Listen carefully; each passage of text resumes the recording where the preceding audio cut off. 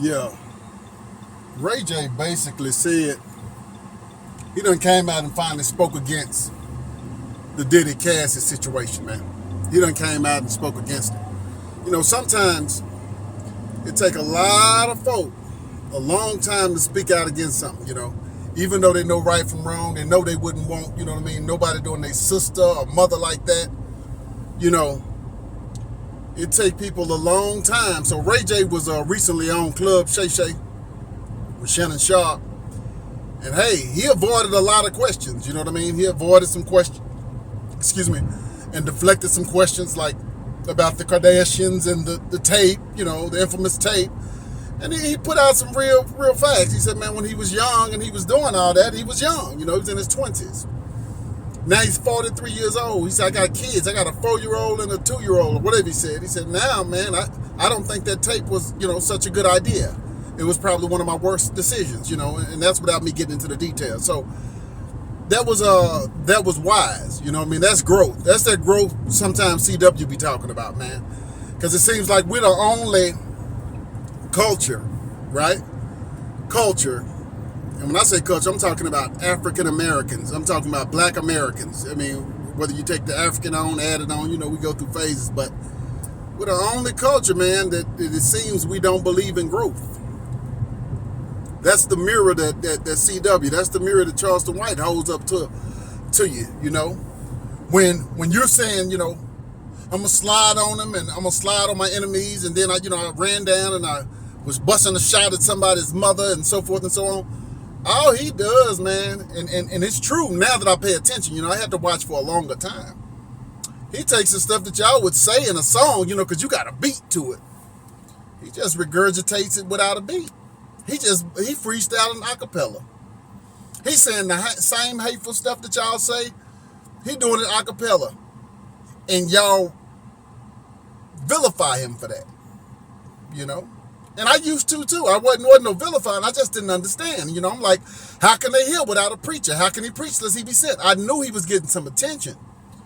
But when he finally divulged that his mother was a praying lady, who his mother's God was, and his real thoughts and ideas, man, hey, man, I got to rock with that guy some, man. I got to rock with that guy some, man. And none of us are perfect. So Ray J finally got real and said what he needed to say. Ray J finally got real and said what he needed to say, man. Because you got to remember, Ray J was Team Money Team, hanging out with Floyd.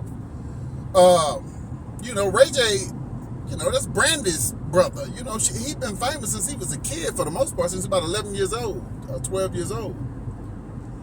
So if you've been in the light that long, you done been to some parties, But he said, he didn't mention nothing about anything, sexual. But he was more talking about, man, how that boy beat that girl, man. How he put them hands on that girl, man, in that hotel, man. Beat her like she was, like she was fighting him back. Beat her like, like she had a tight boxing game, He beat her like she was Ronda Rousey or something, about to put him in an arm bar and break his arm. You know what I'm saying? Yeah, he didn't, back in the days that, it'd be like, oh man, I'm pimp slapped her. What's his name? NWA, Easy used to say, pimp slap, you know what I mean? Nah, man, you beat her up like, you know what I'm saying, like that Asian dude just beat up Deontay Wilder, man. You know what I'm saying? How Deontay Wilder turned around and fell out. And that, and then you went back to put your feet on her too, man. Come on, man. It was time for somebody to speak out against that, man. You some things you can ignore and you can be like, black excellence this, black excellence that, and why do we always take our own down? Man, after you see that tape, man, and you got daughters, you crazy if you can support that. Because I heard CW sometimes saying, well, she liked it, and she might be freaky. Look, I know some nymphomaniacs, man. When I was young, I ran through a few of them, ran across a few of them, ran through a few of them too. But that's the reason a lot of times they single or left alone, because there's nothing, they can never get enough. They can never be pleased. And see, a man, a real man, right, that don't take, Viagra's and all that kind of stuff, and I'm not saying if you take it, you're not a real. I'm saying I like natural things, right? Natural things, meaning if I'm, aroused and I want to, go that route and handle my business, that's great. But once I'm no longer feeling, I'm emptied out, you know what I mean? I'm no longer, I'm that part's over, the sensation is over, the little 5-minute high, whatever it is over. I'm not the type that I just want to just do it again in different ways, and that's freaky, you know what I mean? I'm not freaky, I'm not a freaky person, I'm a normal person. And if you are freaky, that's you, that's on you, but what I'm saying is, when people are taking this Tunki and these Viagra's and all that stuff, they just freaky, you're doing it just to do it, and I know people like that. And so I know CW was kind of insinuating, hey man, maybe she like it. She like, to freak off. You know what I mean? That's their thing, if that was the thing. But one doesn't constitute the other, right? So one don't excuse the beatings, and that's how he beat that girl, man. That was wrong, man. And ain't no way you can say, nobody can look at that and tell me that was right. You understand, man? And I come from a family of pimps and hoes, you understand?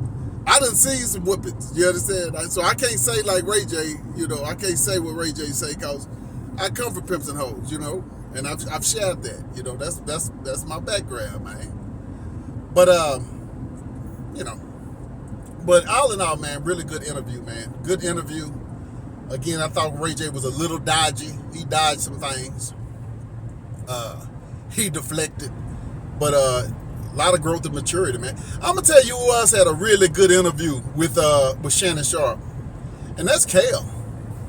I learned a lot about Kale. I never liked Kale, Kale and can't remember that Kingdom show. I never liked them because I always felt like they were my age, but it's just always acting goofy. I'm like, man, can you ever be serious? Can you have a serious moment? You understand? And on that interview, Pastor Kev, or Reverend Kev, Minister Kev, whatever he called himself, bared his soul about his ex-wife, and how he was gonna unalive himself, or thought about it.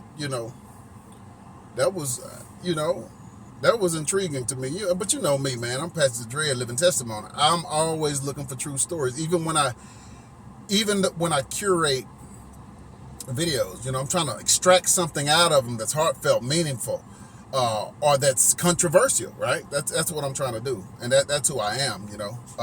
That's who I am. So I really like that one, man, and I'm gonna have to share bits and pieces of it, man, because it was a really, really good interview. Now I'll tell you, I don't necessarily like how Shay Shay kind of films their stuff, because Shannon asks some really good questions, but a lot of times when I'm interviewing, even myself, when I interview, I cut myself out of it. The interviewer, in my opinion, is to be somewhat provocative, right? And I'm not talking about anything sexual. This is just how the word is used. Provocative, right? He's trying to elicit a response.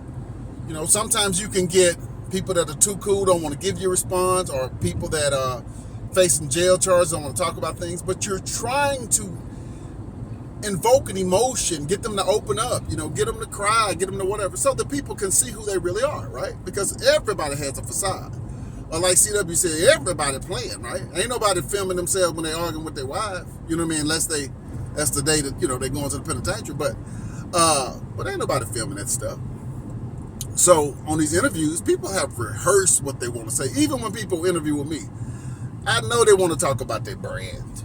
I know they want to talk about their mixtape. I know they want to talk about their nephew, their football. I want to talk about them. I'm trying to get to your soul, man. So we'll talk about all those things that you're comfortable talking about, but that ain't, if you come sit on my couch, I want to know about your childhood. I want to know how you tick, you understand?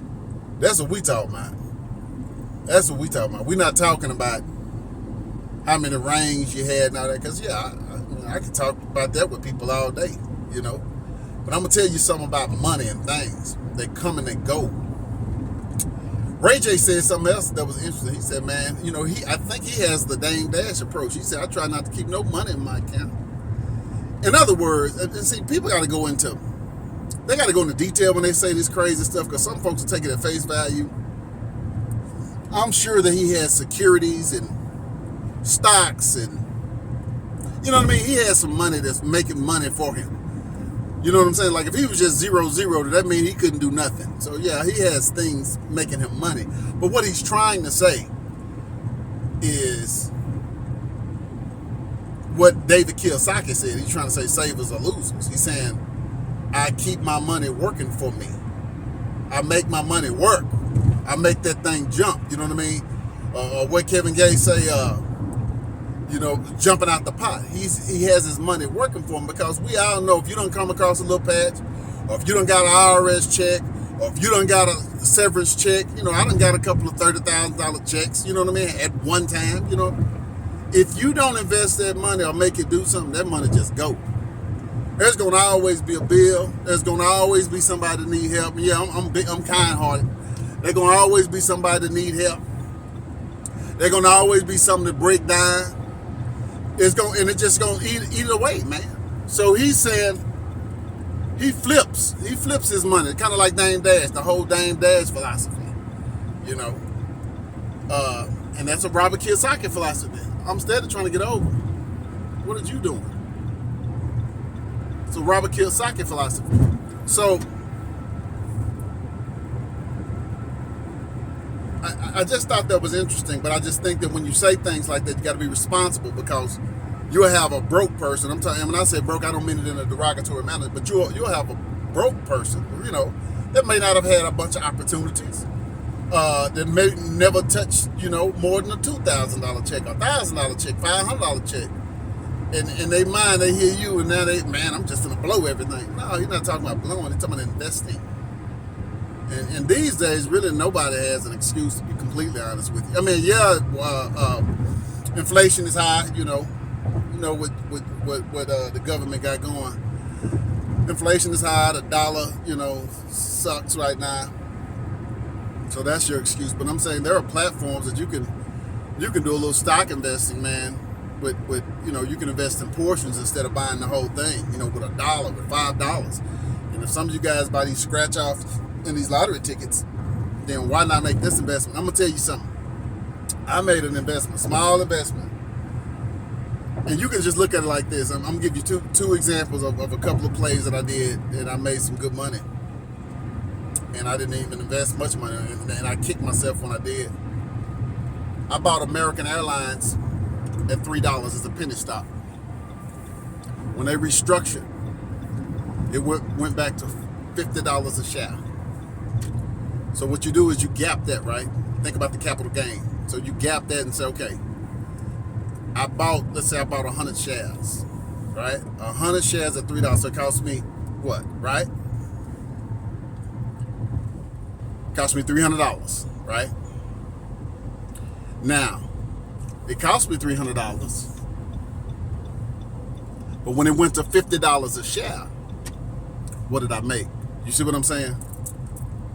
That was the turnip. And that kind of stuff happens every day when you start looking at a bearish or a bull market. Because I tell you I was going to give y'all some investing tips. I've done stuff like that. Now, I've got too. You know what I mean? I'll give you another one. When they were first announcing that, marijuana was going to be legal, man, I bought a couple of weed stocks.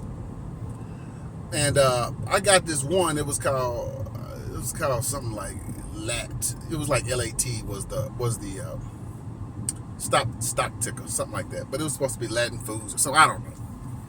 And I bought it. And I think it was right in the midst of a pump and dump. So you probably see a lot of these people with the cryptocurrency getting these lists trying to say you invest. You can win with a pump and dump. You can win with a pump and dump. For real. But you gotta be the one dumping.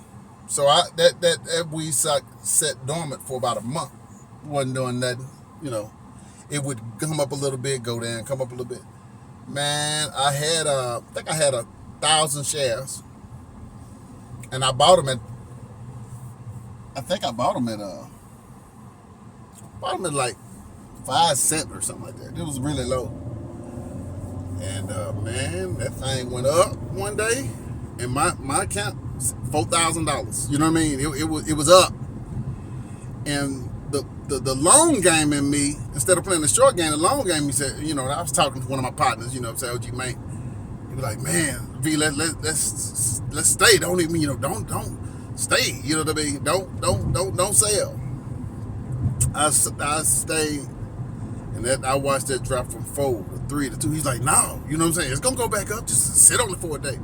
And I don't know why I was listening to him, because I'm the one who played the stocks for real. And man, I listened to him, man. That thing I sold when we got to $200. I'm like, man, I done lost out. Now I didn't lose no money, because like I said, I bought them for 5 cents a share or something like that. And so it wasn't. I didn't lose none, but I didn't make what I should have. And if I'd have made that 4, then I would have reinvested it. You know what I mean? Another ticker. I'll share one more with you.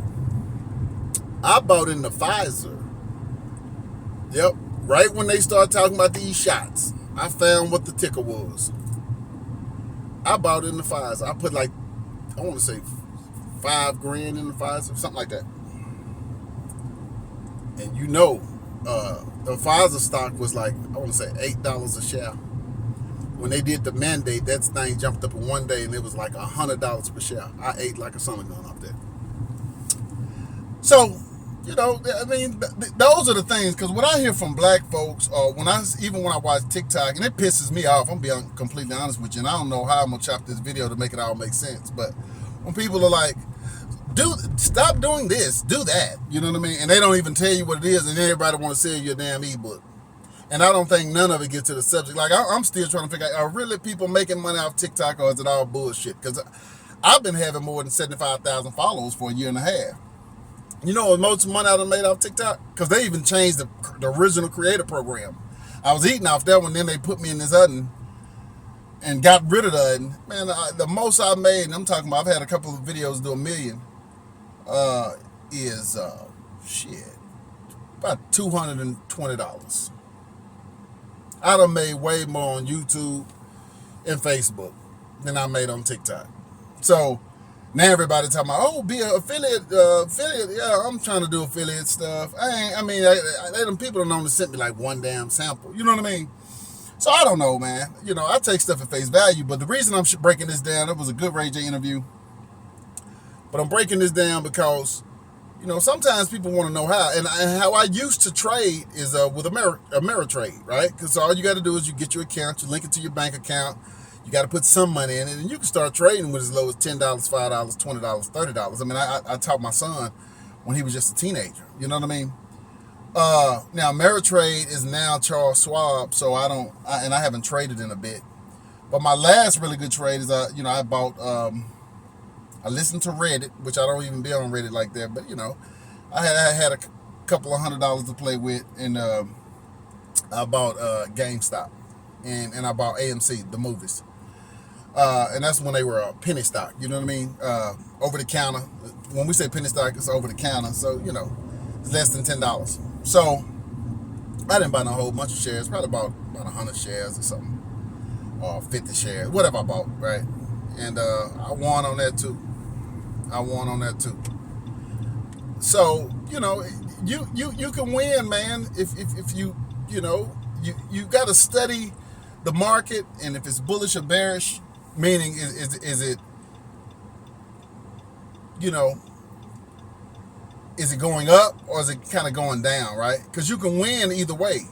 You can bet against it or bet with it.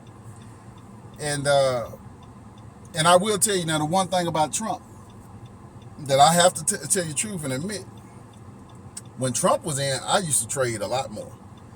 Because just one headline, you know, because he spoke a lot and he tweeted a lot. If he said gold is going to do, man, you better go buy some, because everything he said, the market hinged on his voice. And you could utilize that each way, right? If he said, oh, this product is trash, man, look at here. You know what I mean? That means, and if you know it's a quality product, you know the price is going to dip that day. And when it dips that day on the stock price, man, you buy it cheap and you sell high. That's how you do it, man. It ain't, because I know my people, you know, people that have never done it, it just seems like a myth. It's like, or like a dream, like one day I'm gonna learn how to, and you know, I've had people talk to me and ask me how, and I'm like, man, I'm gonna tell you, playing the market, or I haven't got into crypto. And the only reason I haven't got, I mean, I do have a basic understanding of it, but it's hard, it's a hard concept for me to see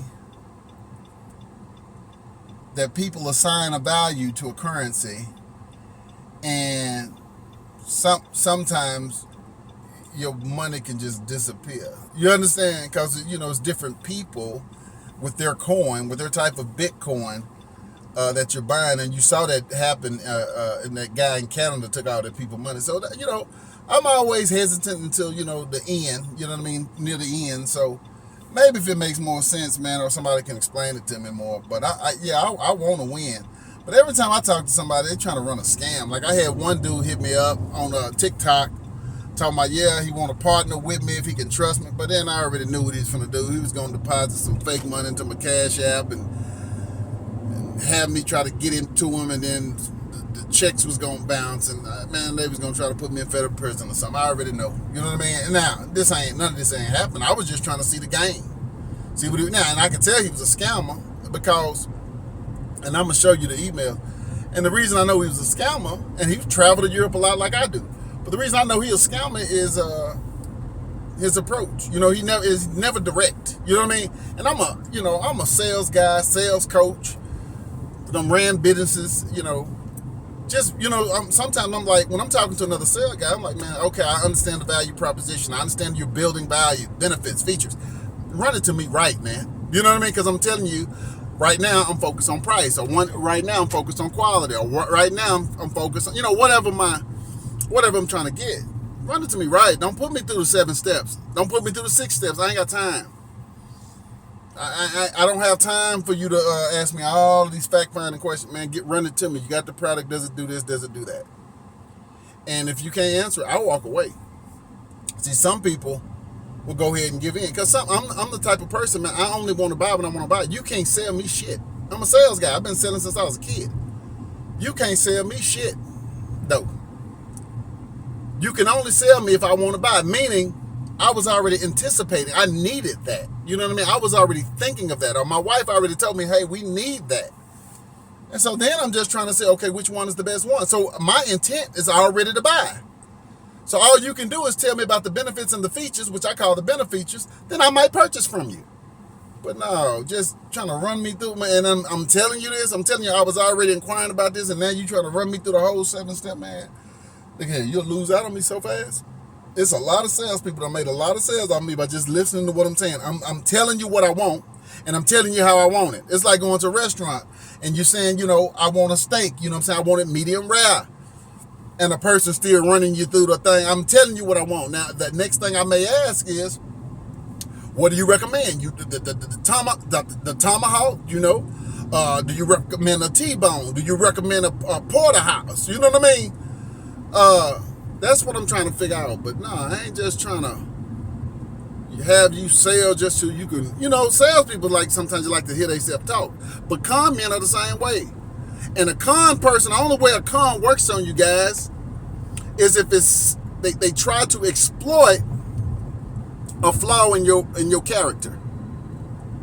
And they can only exploit a flaw in your character one way.